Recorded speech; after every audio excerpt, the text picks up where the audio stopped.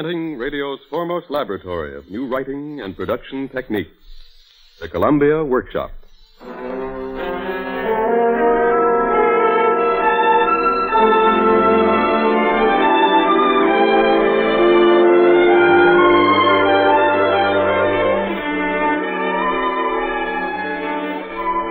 Today, 3 short plays on a single theme, Three's Company. Script and direction by Fletcher Markle. Musical score composed and conducted by Frederick Steiner. The Columbia Workshop presents Three's Company.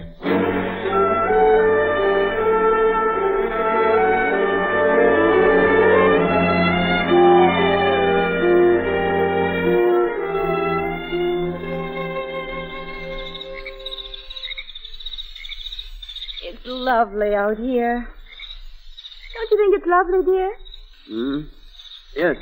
Sun going down, the first night sounds, that little breeze, cool. Yes. I'm glad we took this place. Aren't you glad, Norman? No. What? Oh, yes, I suppose. Norman, dear, what's the matter? You've been jittering all day. Have I? This is a vacation, dear. You must relax. Yes. After all, what's the use of coming down to the country? This little place, $55 a month, all the trouble if you don't relax, dear. I know. Norman, what's wrong? Aren't you feeling well? You're dyspepsy, is it? No, I feel quite well, thank you, Lillian, dear. Quite well. Oh, for a moment, dear. I feel very rested, really. Refreshed. Oh, your holiday's only begun. Another Oh, month. a few days are enough for me, you know. Nonsense. Plenty for me. You wait and see. In another month, 6 weeks, you'll be a brand new man. Man you haven't known for years. Oh, yes, it's very good for you to get away, dear. Away from the city and the university and the apartment. I miss them. Habit, darling. Only habit. No, I do actually miss them, Lillian. I'm not a man for a long holiday, no. That's habit, too. You haven't had a real one for years. I've never needed it. I know better. Frankly, Lillian, I'm happier at my work at the university than anywhere. Norman. And when the letter came from the extension department this morning... Letter? I didn't know there was a letter. It was from Dr. Rankin. What did he... Sedgwick is ill and can't take his summer seminar. Oh. Classics. Rankin was at his wit's end about replacing him. He asked me... Norman, you're not accepting. You... Yes. But, Norman, you promised to. We've taken this place now, paid in advance. Norman, we can't... I can come down for weekends, dear, every weekend. It's only 3 hours on the train. No, I won't let you do it, Norman. I won't let you ruin your health this way. You're half a man, dear, living in your books and your work. We never have any time together anymore. After all, my darling, you're 40 now, and we did plan to have It's too late, Lily, and I mailed my acceptance at noon when I went into the village for the milk and eggs. You... Oh, Norman, why? Why? Rankin was in a very difficult position, Lily, and there's a large enrollment for this seminar. But Hopkins could have taken it. Oh, Gunther could have taken it. It's only for 6 weeks, and I can come down for the weekends, dear, every weekend. But that's half the summer. What am I going to do for the rest of the week while you're buried in Plato and Sophocles and Herodotus and all You can those have other... Janet O'Donnell down. You can have Mrs. Morley. And what do I do with them on your weekends? Put them out in the... out there? They can come down for a few days at a time. They're taking holidays on their own. All sensible people are taking vacations. Harry and Edith Morley is staying in town. They're not... Norman, for heaven's sakes, I don't want them. I want you.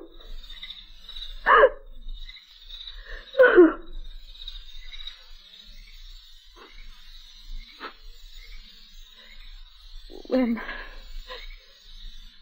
do you go? Sunday or Monday. I'll have to find out about the trains. Only 4 more days.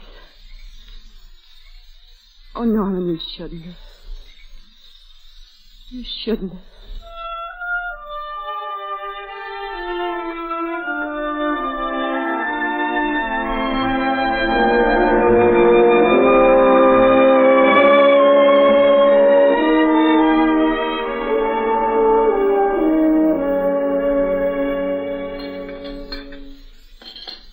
Well, they've been 4 very wonderful days, Lillian. Very restful indeed. Yes, Norman. You should have had 40 wonderful days. More coffee? No, thank you. I've been drinking too much coffee at lunchtime. Pass up your dishes then, please. Oh, of course. What time's your train? 8 o'clock. We'll have to get up at 6 tomorrow.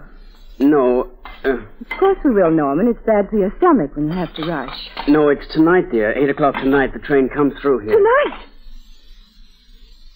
Yes. But there's a Monday morning train, Norman. There's an 8 o'clock train tomorrow morning, dear. It gets you in plenty of time. You said your first lecture wasn't until 2. You can go to the apartment and get cleaned up and have lunch. And... I thought I'd go tonight, though. I want to look over some of the books. Books? Norman, you know those books backwards. You know that whole course backwards. I just want to familiarize myself. Couldn't you stay tonight? Just tonight, Norman. There's a sort of carnival in the village, a fair. All the farmers around here, I thought we could walk down there. I'd like to, Lillian, dear. I'd like to. But you want to look over your books. Yes. You want to take the 8 o'clock train and spend the night with your books instead of me. You want to get back to your books. All those shelves in the front room. You miss your books and you want to be with them again. You want to touch your books. You want to fondle them. You want to make love to your books. Lillian. They're like a presence, Norman Kemp. Wherever we go, whatever we do, they're with us like a presence. Like a familiar. Always the three of us. You and me. And the terrible ghost of all your dreadful grief. Lillian, dear. Please. Please, I didn't know. I didn't know you felt this way. I do. If I hadn't accepted, if I hadn't promised Dr. Rankin, I'd almost... Almost. But you wouldn't. And you never will.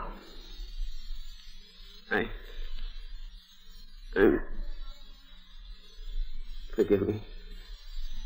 How can I? How? Oh. Will you come down to the train with me tonight? Yes, Norman. You know I will.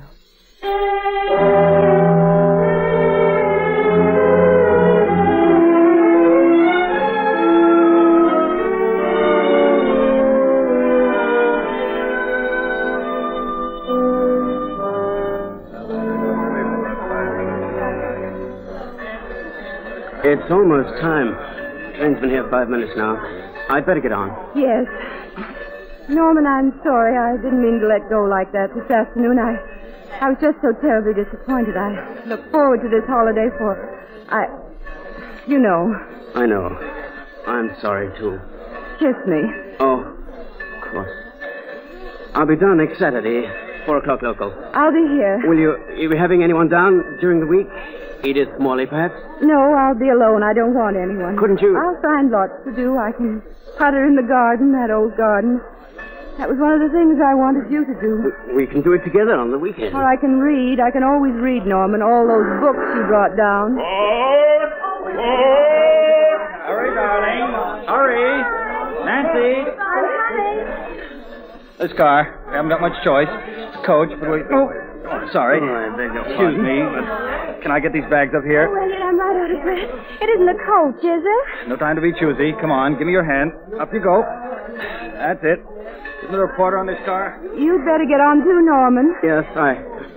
What's the tip? Goodbye, dear. Goodbye, Lillian, dear.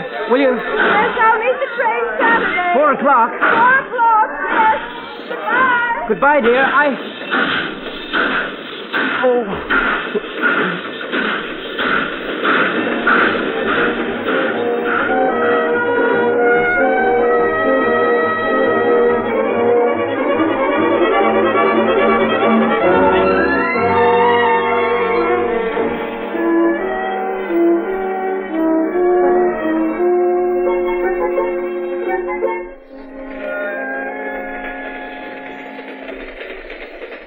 Well, we made it. Comfortable? Not very. Daycoat seats are like court benches. They don't want you to be comfortable. Chair cars are full, the man said. Well, what I mean is, the coats and the big blanket are here beside me. Why don't you come and sit beside me instead of opposite me and pack the coats and the blanket behind you like pillows? The way you say things, Elliot. Sweet. All right. I'll move over. You can wedge in by the window. Oh, Look, like this. Don't stew about it. well, Darling, fold it. Fold the blanket. Here. oh, of course. Thank you. Much better having you over here. Ooh, it's an absolute thrill to put your feet up. That probably won't last long. I know. Somebody will come and sit opposite us. Somebody always does. Some fat old man and his fat old wife. And a fat little boy with an orange. I'd like an orange myself. You would. It might be a soldier. A soldier. They're still coming back. It said in the paper about more coming back from the Pacific. It's so... It must be thrilling for them. Yes. I won't mind having soldiers come and sit opposite us. I'd hate a fat old man and his fat old wife. But I won't mind a soldier. I won't mind if he sprawls and sleeps and snores. It's so wonderful that the last ones are coming back. Yes. Surprised at you, Nancy. Surprised? Why surprised? The seriousness, darling. You haven't spoken seriously of anything for so long. I read the papers every day now. Now you're being serious about the last ones coming home. What you said. It affects me that way. It's been a long time for them. Not that I don't love or think less seriously of my wonderful 4F. Haven't called me your wonderful 4F for ages. Haven't I? Ages. Darling. Did you enjoy our holiday? Oh, you know I did. I like the country instead of going to the lake like we used to. That mad little cottage. So dirty. Yes. I think it's always just as well to have a short holiday before the summer vacation. A month or so before. You can enjoy a vacation then. But I'm glad to be going back. I missed everybody. I didn't. Carl and Marty and Peter, Jimmy Lanford, Chris and Len. How about your friends, the Everett girls? Zelda and Luella. And Carl's wife and Peter's. Did you miss them, too? Don't start that. You started it. You gave yourself away again. Please don't let us go through all that again. I'm just asking. You, I saw that last night. And the night before. And the night before that. Is it always just the men? Is it always just the blessed men you miss when we go away? Or even when we don't see anybody, don't go out to dinner or to a party for a few weeks? Elliot.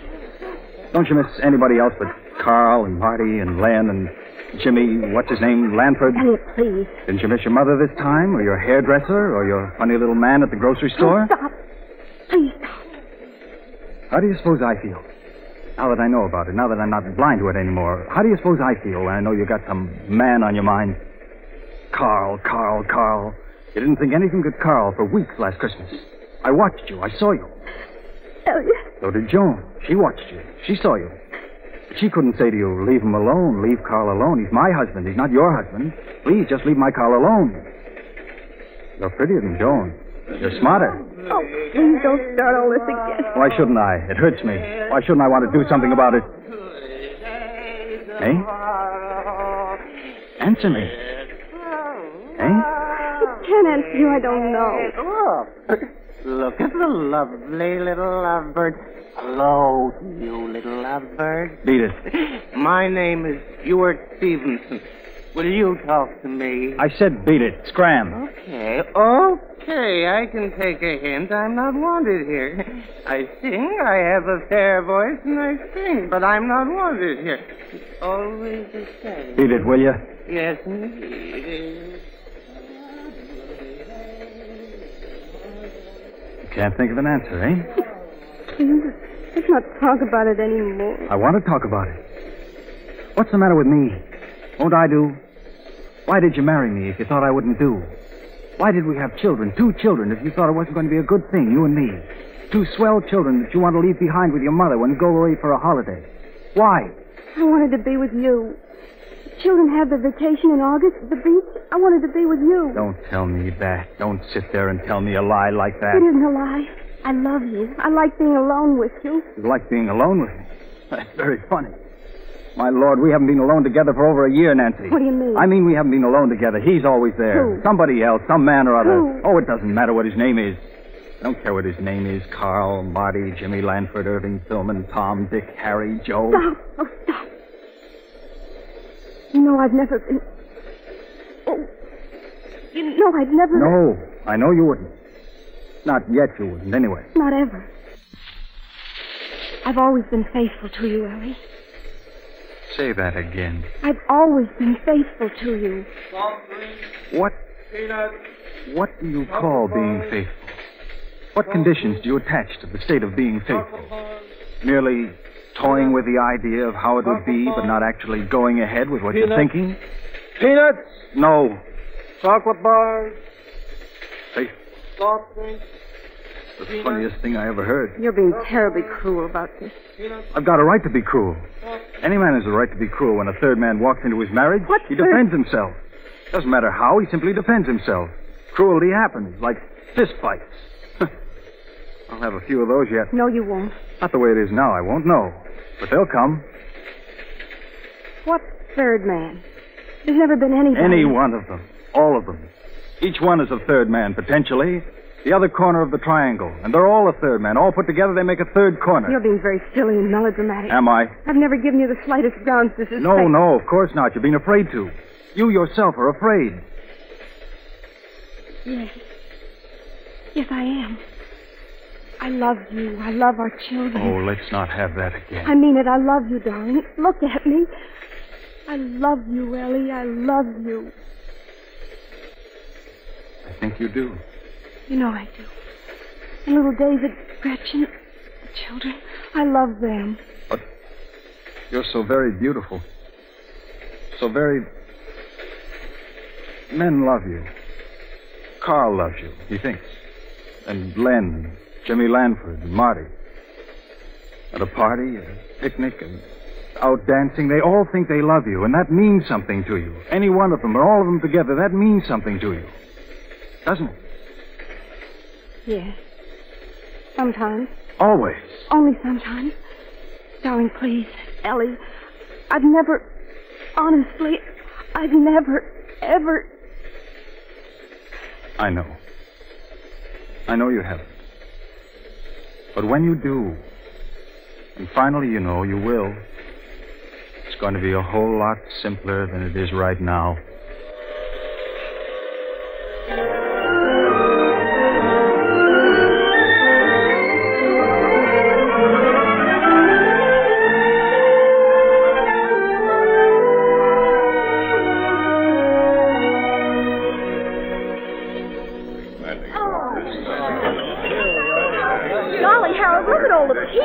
Did you ever see so many people in a station, Harold? Well, this is the end of the line. It's a big city after all. Oh, isn't it exciting? This end out, please. This end out. Will you take the big bag, Elliot? I gave it to the porter. Oh, I didn't notice. I'll take the coats and blankets. Thank you.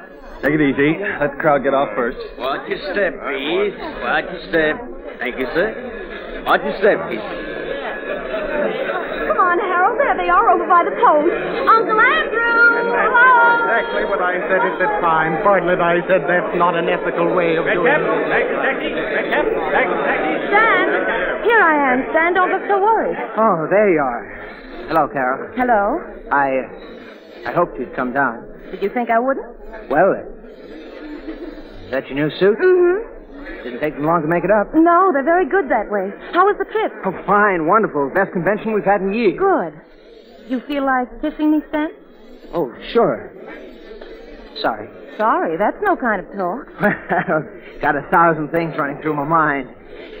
Here. That's a little better. You've been drinking, huh? Oh, I had a few in the compartment with T.R. Comstock. The Comstock Joyce outfit, you know? Uh-huh. Where's your other bag, the big one? I gave it to a red cap. It's going out to the taxi. Oh.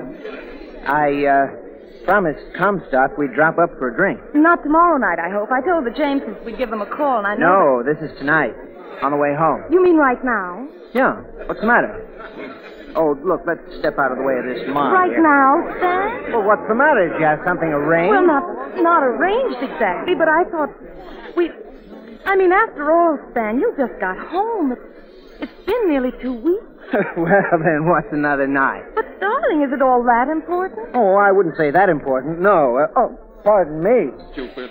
But I mean, they're all important when you come down to it. Men like him, T.R. Comstock's a good contact. But why all the rush? He lives here, doesn't he? There's lots of time. Carol, really, Comstock's a very influential man. Anybody'd jump at the chance to drop in at his place for a drink. I wouldn't. I only just met him on the train last night, and he likes me.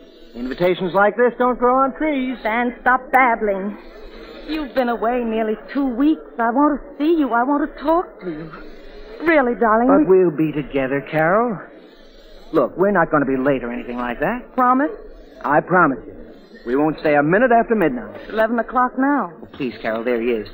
Over here, Tom. We're over here. Oh, hello there. Sorry, I had to finish off that chat with Callahan. Solved all the problems? Every little one. Ah, good.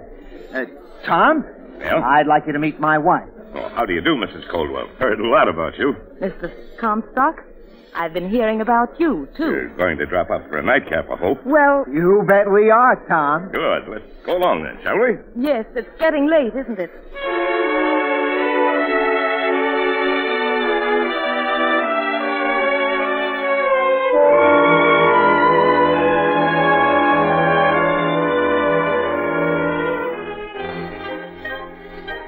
And here's the funniest part of the whole story.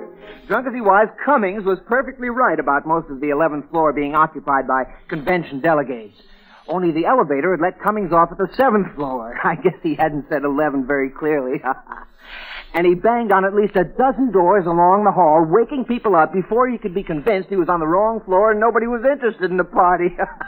It was 4 o'clock in the morning. Must have been quite a shock for him. Oh, it was. Believe me, it was. It was. Not so loud, though, huh, Stan? Our sensitive neighbors. Oh, yeah, I forgot. You forgot last night, too, when we got home from the Comstocks. This morning, really. Did I? I don't remember. You're a little like your friend, Mr. Cummings. It was 4 o'clock this morning when we got in, you know. Oh, say, how did it get that late? Just did. You two talked, and it simply got later. Mrs. Comstock was practically yawning in my face. I'll bet she hates me. Oh, go on. You made a big impression with her. She was crazy about your black suit. I didn't notice. Sure she was. It pays to dress well, I think. And if I can work up this deal with Comstock, I'll buy you half a dozen suits like that one. Nothing but the best, honey. Oh, say, that's the new campaign slogan the Malcolm Best outfit's going to use. Nothing but the best. How about that? Isn't that a peach? You told me at dinner, Stan. Oh, did I? Yes. You know, there are really a lot of good slogans this year. I noticed particularly that the trend is towards simplicity. Keep it simple. That's the good word. You know, Carol, I wouldn't be surprised Stan, at all don't! if I... Don't go on like this, please. Don't say any more. Why, Carol, Carol, what's wrong, darling? You know what's wrong. Oh, it's no good, Stan. We're no good. We don't work out. You know that.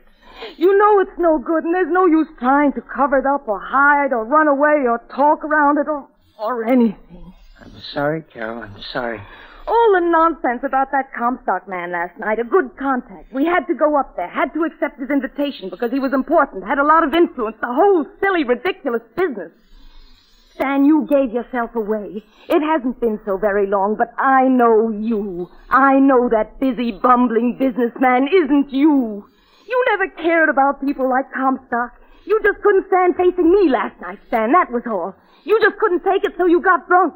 You knew it was all over, didn't you, Stan? You knew it before you left for your stupid convention, didn't you, Stan? I'm sorry, Carol. You said that. Last night at the train, you said it. I just wish we'd come straight home and you'd said all the rest of it. Do you think I slept last night? This morning? Carol, I couldn't. I couldn't say it.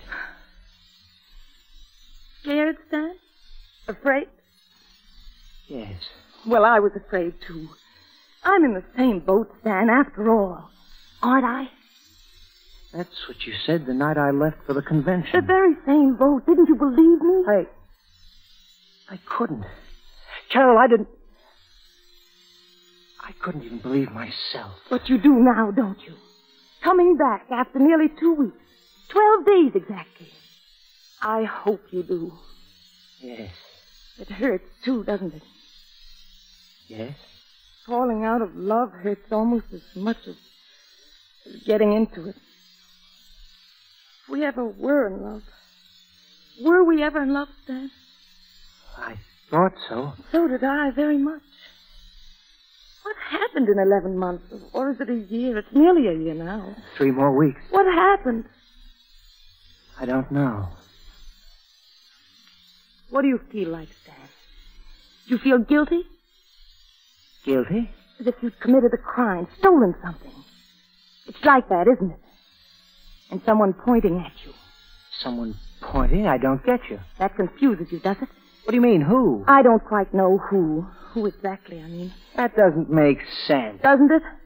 That's what I feel, though. Someone pointing. Maybe it's someone you make up. Oh, just someone you make up, is it? Just someone out of your head? Out of your conscience, I think. Conscience? Yes, conscience. You failed at marriage. You were no good and you failed. That's what you feel. Oh, Carol, darling, please, can't we... No, don't, Stan. Don't touch me. I promised myself I wouldn't let us cry on each other's shoulders. Oh, why? What do you mean you promised yourself? When? A week ago, maybe more. I've forgotten. While you were at the... I've been thinking about it a lot, you know. I'm sorry. Stop being sorry. Or maybe you should be. Oh, I don't know. I've done a lot of thinking, all right. All the thinking there is. Haven't you? No. At least I try to tell myself I haven't. I tried to convince myself there wasn't any need. I kept figuring there was something missed out. Something important, a clue, some little thing somewhere that's been overlooked. I tried that. People don't just fall out of love, boom. They don't. I thought that. Oh, I tried everything, Stan. Is there someone else, Carol? No, you know there isn't anyone else. Oh, Stan, it isn't somebody else for you, is it? No, nobody, nothing. I just feel... Somebody else around? No. Someone pointing. Anyone? No. Oh, maybe that, I don't know. Carol, people don't do this. They don't dissolve like this, collapse. It looks as if they're exceptions, doesn't it? Oh, yes, I know it looks that way, but is it true? Carol, is it real and true, or are we being silly and stupid about it? Are we?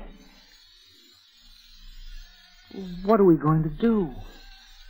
I don't know, Stan. I don't know either. I don't know.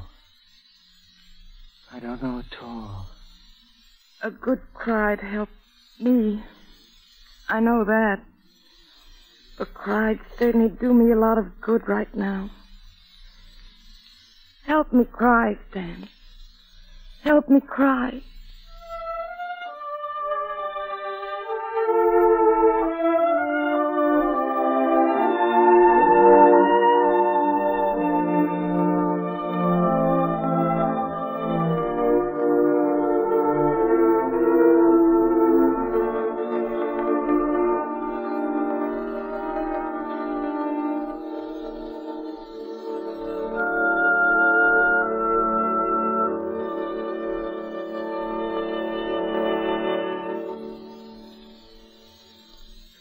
The Columbia Workshop has just presented 3 short plays on a single theme. Three's Company was written and directed by Fletcher Markle. The special workshop score was composed and conducted by Frederick Steiner. Appearing in today's cast were the following players: Grace Matthews, Hedley Rennie, John Draney, Patricia Jowdry, Joseph Wiseman, Connie Lemke, Robert Dryden, Peggy Stanley, Jim Goss, and Bob Healy.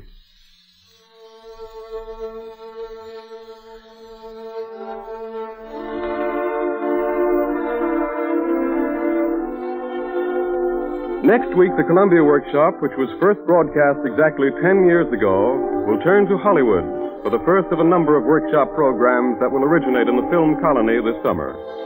Tune in next week over most of these same CBS stations for Frank Morgan and the Pied Piper of Hamelin, as written and orchestrated by Artie Shaw and directed in Hollywood by Irving Reese, the original director of the workshop back in 1936. This is CBS, the Columbia Broadcasting System.